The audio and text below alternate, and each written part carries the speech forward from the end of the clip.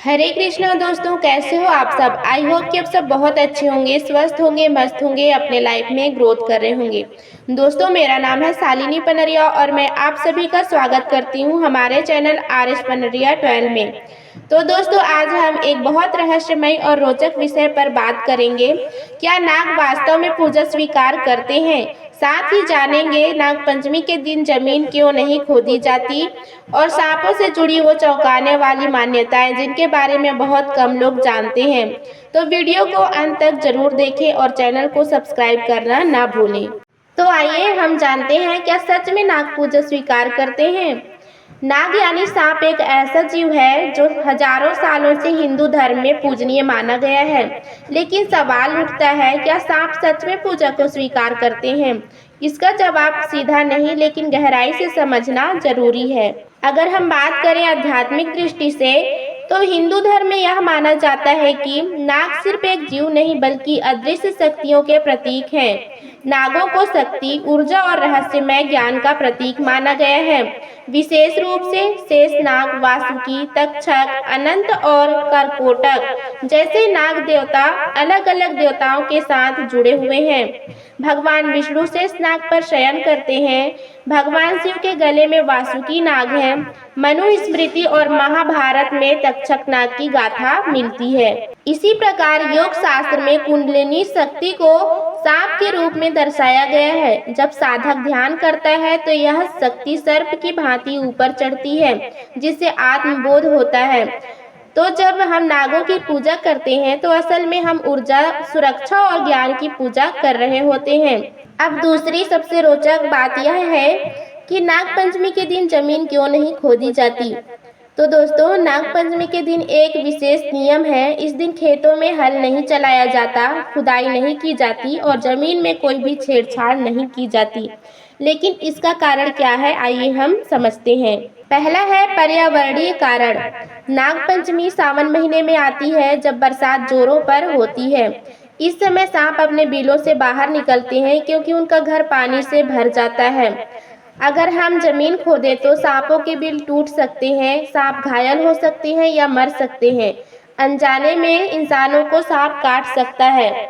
इसलिए यह नियम बना है कि नाग पंचमी के दिन जमीन न खोदी जाए, ताकि हम प्रकृति और जीवों के साथ तालमेल बनाए रखें। दूसरी बात यह है कि सांपों को सम्मान देने की भावना। हमारे पूर्वज मानते थे कि अगर हम किसी जीव को एक दिन समर्पित कर दें तो हम उसे नुकसान पहुंचाने से बचेंगे। इसलिए नाग पंचमी को सांपों की रक्षा के लिए चुना गया है। अब बात करते हैं उन मान्यताओं की जो नागों से जुड़ी हैं और जिनमें से कुछ तो चौंकाने वाली भी हैं। तो पहला है नागमणि की मान्यता। कहते हैं कुछ सांपों के पास नागमणि होती है जो रात में चमकती हैं और अमूल्य होती हैं, लेकिन वैज्ञानिक दृष्टिकोण से इसका कोई प्रमाण नहीं है। यह एक पौराणिक विश्वास है जो नागों की रहस्यमय छवि को और भी मजबूत करता है। दूसरी बात यह है कि नाग बदला लेते हैं। यह बहुत प्रचलित मान्यता है कि अगर कोई नाग को मारता है तो वह नाग की याद में बस जाता है और उसका जो चेहरा देख ले उससे बदला जरूर लेता है।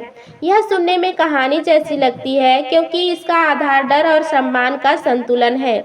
यह मान्यता लोगों को यह सोचने पर मजबूर करती है कि बिना कारण सांप को न मारें। तीसरी बात है, नाग इंसान की शक्ल पहचान लेते हैं। कुछ लोग मानते हैं कि सांप इंसान की आंखों में देखकर चेहरा याद रखते हैं। यह भी एक लोक कथा पर आधारित धारणा है। हालांकि विज्ञान इसकी पुष्टि नहीं करता, पर इसका संदेश स्पष्ट है, प्राकृतिक जीवों के साथ छेड़छाड़ मत करो। चौथी बात यह है कि नाग देवता की पूजा से कालसर्प दोष दूर होता है। ज्योतिष के अनुसार जिनकी कुंडली में कालसर्प दोष होता है, उन्हें नाग पंचमी पर विशेष पूजा करने की सलाह दी जाती है।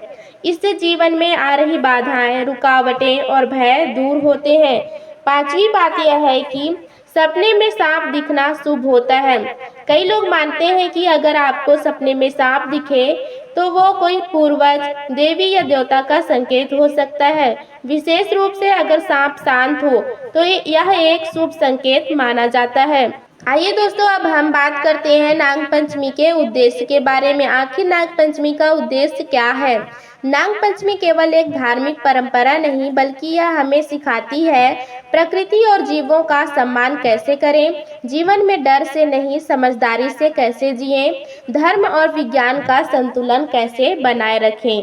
तो दोस्तों, अब आपको समझ आ गया होगा कि नागपंचमी के दिन पूजा क्यों नहीं की जाती, जमीन क्यों नहीं खोदी जाती और नागों से जुड़ी वो मान्यताएं जो हमारी संस्कृति का हिस्सा है। आपको यह जानकारी कैसी लगी नीचे कमेंट में ज़रूर बताएं। अगर आप भी नागपंचमी मनाते हैं तो अपनी परंपरा हमारे साथ शेयर जरूर करें। तो मैं वीडियो को यहीं समाप्त करती हूँ। वीडियो को प्लीज़ लाइक करें, दोस्तों के साथ शेयर करें और चैनल को सब्सक्राइब करना ना भूलें।